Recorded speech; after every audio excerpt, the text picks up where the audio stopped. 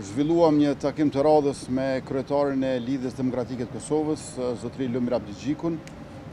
Takimi ishte i hapur, i sinqert, diskutuam për mundësitë dhe vështirësitë e konstituimit të institucioneve të legjislaturës së 11, meqense dje u bë betimi i 120 deputetëve që përfaqësojnë vullnetin e popullit të shprehur në zgjedhjet e parakohshme të 7 qershorit. Nuk kemi ende marrëveshje politike. Unë jam i bindur që përqëndrueshmëri përpara që nënkupton edhe evitimin e zgjedhjeve të reja parlamentare, që padyshim sikurse ato të mëhershme do të ishin të panevojshme, të paarsyeshme, e që besoj edhe të dëmshme për buxhetin e shtetit dhe për ekonominë e vendit, nuk është e mundur ndryshe përveç se pa marrëveshje për çështjen e zgjedhjes presidentit apo presidentes re.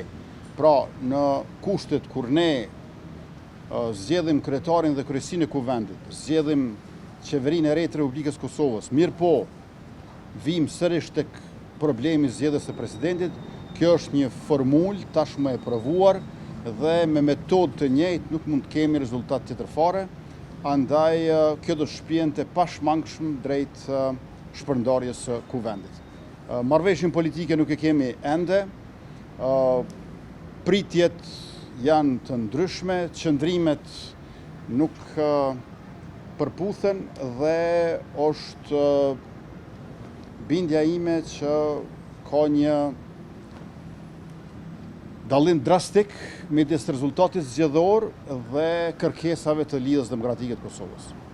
Rezultati zgjedhor është i tillë çfarë është, ai është vullneti i popullit dhe ne nuk mund bëjmë si lëvizje vetëvendosje një marrëveshje e cila do ta zëvendësonte vullnetin e popullit, do ta deformonte rezultatin zgjedhor. Ne dolëm fitues të 53 ulëseve në Kuvendin e Republikës Kosovës, do të thotë kemi 53% të shumicës shqiptare në vendin tonë dhe kjo do të ishte pra edhe më lartë sikur të mos ishin ulëset e rezervuara. Ndërkaq në anën tjetër, Lidhja Demokratike e Kosovës ka 18 deputet. Tash ne duhet ta reflektojmë në marrëveshje politike këtë raport të cilin e kemi të ulëseve në Kuvendin e Republikës, sepse ai është rezultati drejt për drejt i vullnetit i votave të qytetarëve në zgjedhjet e lira dhe demokratike. Sikurse herën e kaluar, ne jemi të interesuar që të bashkëqeverisim me Lidhjen Demokratike të Kosovës dhe në përputhje me ulëset të cilat i kanë në Kuvendin e Republikës për legjislaturën 11, por sa ta konstituojmë, njëkohësisht i kenë edhe resoret e veta ministrore prej pozitës së zëvendës kryeministrit me disa ministri. Tash e di që kohëve të fundit është përdorur shumë shpesh kjo shprehja apo tok fjalëshi balans demokratik. Mirë po, për brenda sistemit tonë zgjedhor tashmë është balanci demokratik, meqense Kosova është një zonë zgjedhore dhe përveç kësaj sistemi është proporcional. Pra, për brenda sistemit është balanci demokratik. Dhe çfarë ofrojmë ne është që në përputhje me rezultatin zgjedhor ta ndajmë përgjegjësinë me resore ministrore në ekzekutiv.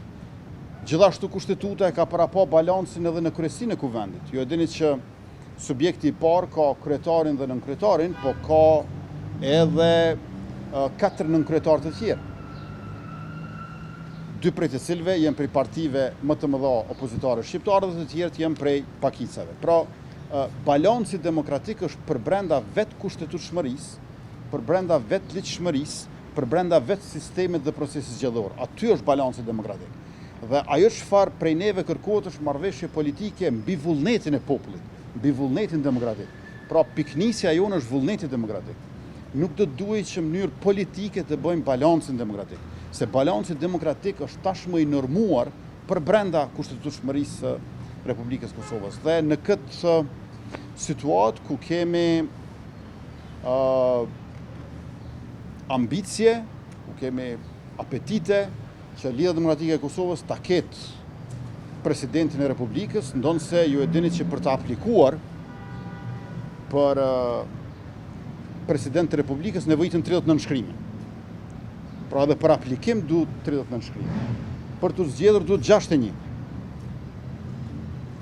Ka shpërputhje të madhe midis rezultatit përkatës dhe ambicjeve konkrete, dhe ky është problemi i mosarritjes së marrëveshjes politike deri më tani.